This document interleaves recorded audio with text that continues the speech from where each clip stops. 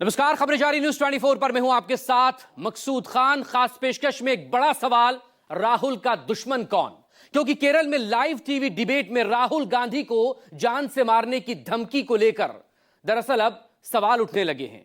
और यह सवाल सबसे बड़ा है कि राहुल गांधी जिस तरह से पहले वोट चोरी को लेकर मुद्दा उठाते रहे, जान से मारने की धमकी को लेकर राहुल गांधी को यह सवाल इसलिए हो रहा है कि कांग्रेस की तरफ से कांग्रेस महासचिव, कांग्रेस संगठन महासचिव केसी वेणुगोपाल ने बाकायदा चिट्ठी भी लिखी है।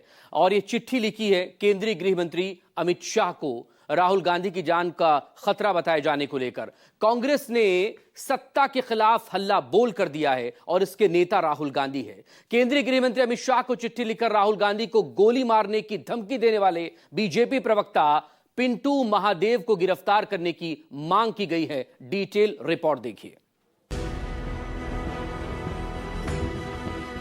पहले आपने गालियों का इस्तेमाल करके राहुल गांधी को चुप कराने की कोशिश की, अब गोलियों की धमकी दे रहे हैं।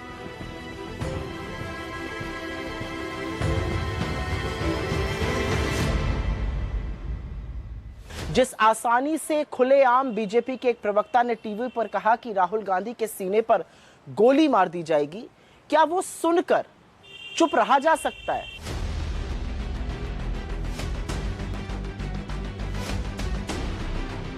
राहुल गांधी जी को सरेआम ये संघ, ये भाजपा, इनकी नफरत भरी सोच विचारधारा आज यहां तक उतर गई है कि बेखौफ बिना डरे सरेआम चैनल पे बैठकर ये नेता विपक्ष की सीने पर गोली मारने की बात करते हैं। राहुल गांधी जी को रास्ते से हटाने की सोच ये गलत है। राहुल जी को ऐसी धमकियां बहुत समय से मिल रही हैं और हर बार ऐसी कुत्सित मानसिकता का प्रदर्शन करने वाला व्यक्ति कोई संघी या भाजपाई ही होता है। पार्टी भाजपा हो या सरकार, क्या कार्रवाई करने जा रही है?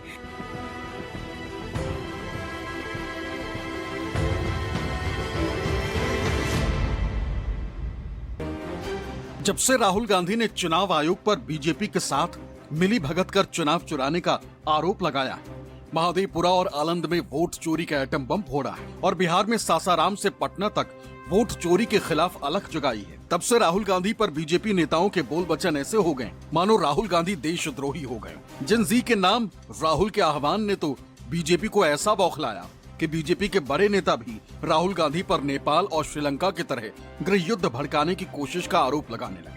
दलील ये कि राहुल गांधी देश में आग लगाना चाहते हैं। तभी तो केरल में बीजेपी के प्रवक्ता पिंटू महादेव ने लाइव डिबेट में राहुल गांधी को जान से मारने की धमकी दे डाली। सवाल है कि ये महज संयोग है या फिर नफरत की सियासत का नया प्रयोग। कुछ ऐसे ही सवालों के साथ कांग्रेसी अब आरएसएस और बीजेपी की विचारधारा की पोल खोल रहे हैं। राहुल गांधी को हत्या की धमकी की क्रोनोलॉजी समझाने के लिए गांधी और उनके हत्यारे गोडसे का जिक्र कर रहे हैं।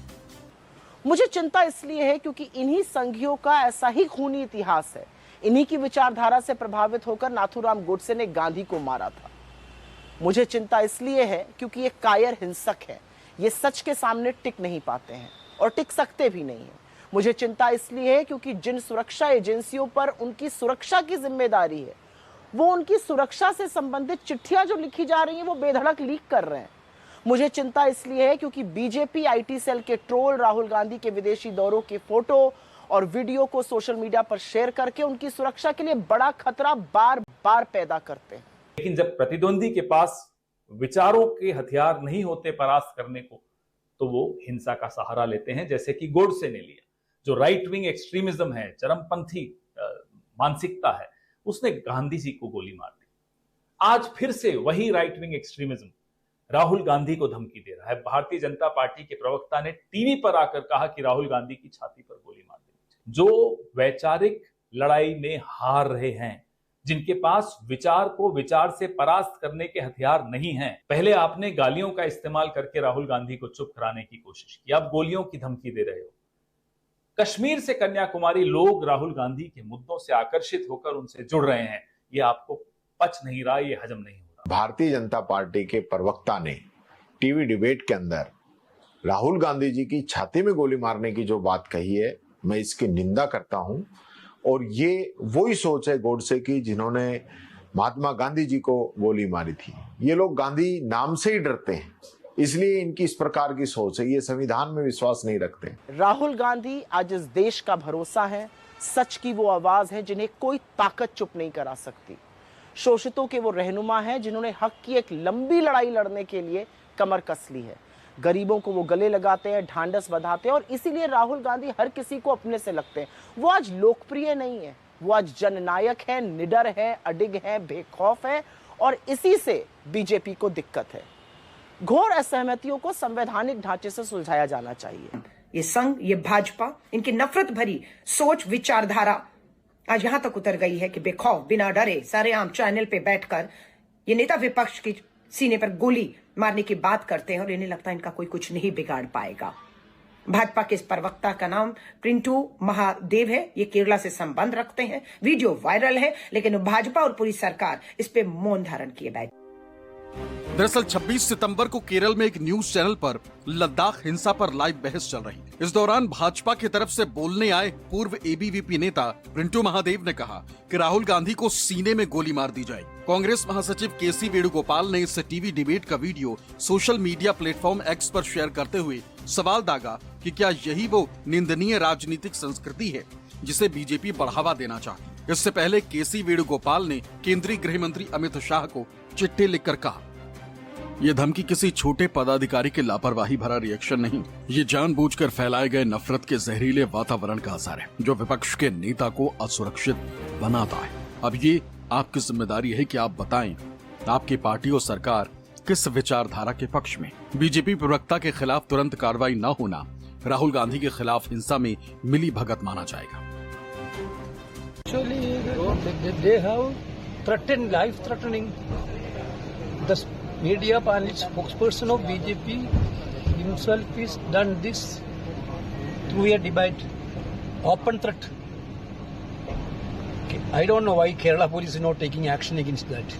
That's why I wrote, because Honorable Amit Shah ji, I wrote a letter to the Home Minister. एक बात समझिए, विपक्ष का रेस्पेक्ट सत्ता पक्ष को करना ही चाहिए और विपक्ष मजबूत होगा तो सत्ता पक्ष निश्चित रूप से मजबूत होंगे।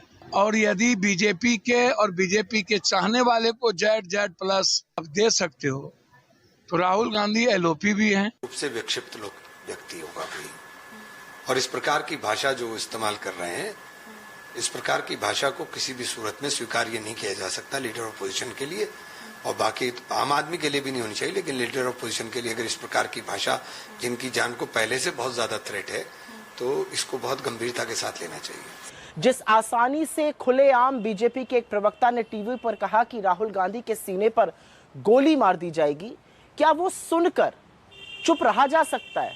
सवाल इस बात का है, सवाल इस बात का है कि ये पहला भाजपाई नहीं है जो इस तरह की बात कह रहा है। इससे पहले इन्हीं सिरफिरों में से एक ने उनकी जुबान काटने की, किसी ने उनका सिर काटने की परिणाम घोषित किया था, किसी ने इंदिरा जी की कायराना हत्या का भी हवाला दिया था। तो ये बार बार भाजपाई इस तरह की बात करते हैं और इनमें से एक के खिलाफ भी बीजेपी कोई एक्शन नहीं लेती है, उल्टे ऐसे नफरती दरिंदों की पदोन्नति होती है पार्टी के अंदर। सवाल है कि राहुल गांधी से बीजेपी इतनी परेशान क्यों? कांग्रेस का जवाब सीधा है। राहुल गांधी ने बीजेपी की सबसे कमजोर नस पकड़ ली, वोट चोरी से चुनाव जीतने की साजिश की पोल खोल दी और इसलिए बीजेपी बिलबिलाई। खुद बीजेपी नेताओं की बातें भी इसकी तस्दीक कर रही। इशारा ये कि राहुल के वोट चोरी वाले खुलासे ने बीजेपी को कहीं का नहीं छोड़ा है। कुछ बच्चों के बचपन में ही भाषा गंदी हो जाती है, वो अच्छी भाषा का इस्तेमाल ही नहीं कर सकते। वो अपनी बात को कहने के लिए इस प्रकार के अपशब्दों का ही इस्तेमाल करते हैं। अब राहुल गांधी जी क्या कहना चाहते हैं ये तो वही बता सकते हैं। अब वो वोट चोरी का छोड़ डालते हैं, एक भी केस वो नहीं बता पाए जिसमें वोट चोरी की गई हो। हाँ, कांग्रेस के बारे में बताने के लिए बहुत कुछ है, लेकिन मुझे सबसे ज्यादा चिंता इसलिए है क्योंकि राहुल गांधी ने इन लोगों की सबसे दुखती नब्ज पकड़ ली है। और वो दुखती रग है वोट चोरी। कैसे लोकतंत्र में चुनावों के साथ लगातार खिलवाड़ करके सत्ता हासिल की जा रही है और राहुल जी ये पुख्ता सबूतों के साथ देश को बता रहे हैं। दिक्कत तलब बात यह है कि उनके सबूत, उनका बताया सच आज घर घर पहुंच गया है और वोट चोर गद्दी छोड़ का नारा देश भर में गूंज रहा है। मुझे चिंता इसलिए है क्योंकि हमने अपने नेताओं को हिंसा के चलते खोया है। मुझे चिंता इसलिए है क्योंकि 14 साल के राहुल गांधी ने अपनी दादी को 32 गोलियां झेलकर इस देश की एकता के लिए शहीद होते देखा और महज 7 साल के अंदर अपने पिता के शरीर के चिथड़े उड़ते हुए देखे क्योंकि उन्होंने आतंकवाद के खिलाफ घुटना टेकने से मना कर दिया था।